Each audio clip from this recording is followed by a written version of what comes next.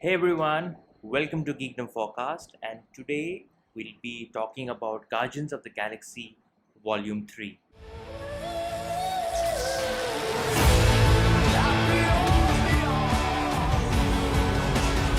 And we'll kill anyone who gets in our way. No, not kill anyone.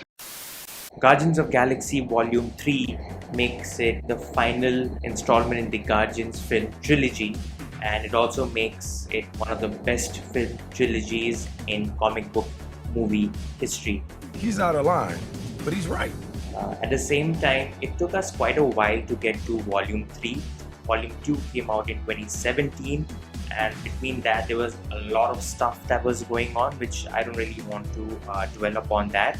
We did see the Guardians in Infinity War, Endgame, and even Thor Love and Thunder. This movie, despite me not liking Volume 2 so much and keeping my expectations a little low, I like this one. If you're an animal lover, you will definitely love this movie. The inspiration for Volume 3 primarily comes from the V3 graphic novel by Grant Morrison and Frank Whiteley. The graphic novel is basically about a bunch of animals who've been experimented on by the government. They try to, break their way out of that facility. Taking that story in mind, James Gunn has crafted Rocket's origin story.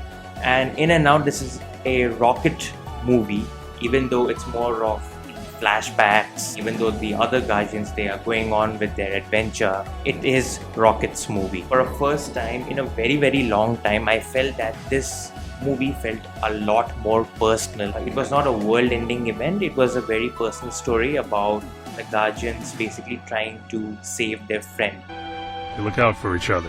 One of the reasons why this movie worked really well is because of its villain, the High Evolutionary. And for Spider-Man Unlimited fans, you know who this guy is. You have consistently underestimated me, haven't you?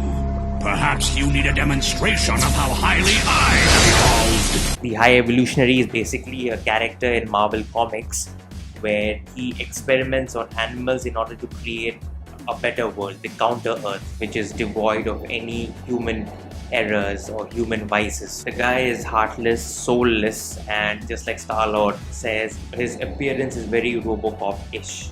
He's a violent mechanical psychopath. And Rocket is one of those many test subjects. Throughout the previous Guardians movies, we were given a little bit of hints about what was Rocket's true origin. I didn't ask to get made.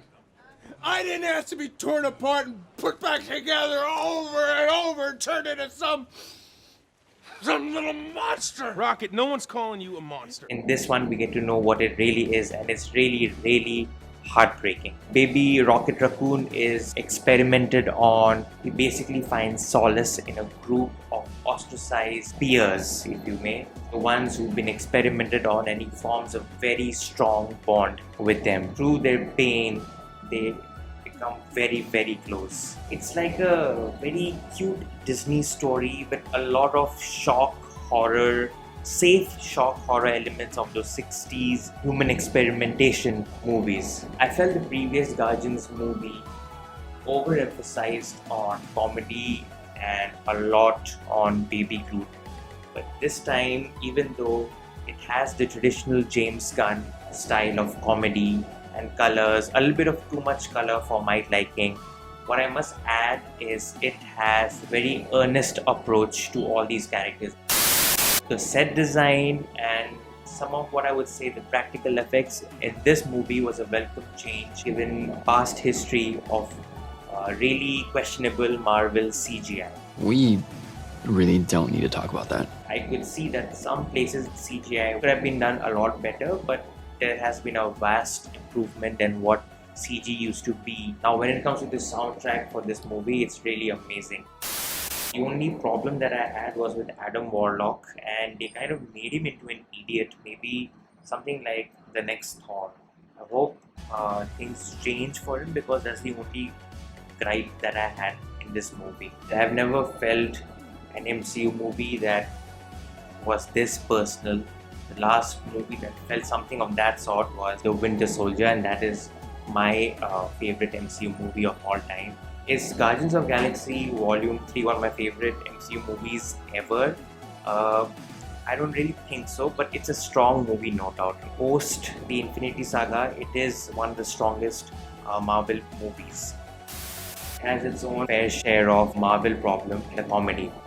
It's a hit or a miss for outsiders. Guardians of the Galaxy Volume 3 can be potentially one of the best trilogy enders in a movie. Usually the third movie, most people are not really too fond of it, but this one, it worked well, especially the last dance sequence of this movie was really heartwarming. Overall, a great movie. I would give this an 8 out of 10, and definitely you guys need to watch this one. Alright guys, that's it for today. If you do like what Kingdom Forecast is doing, do subscribe, give us a like, and yeah, that's it.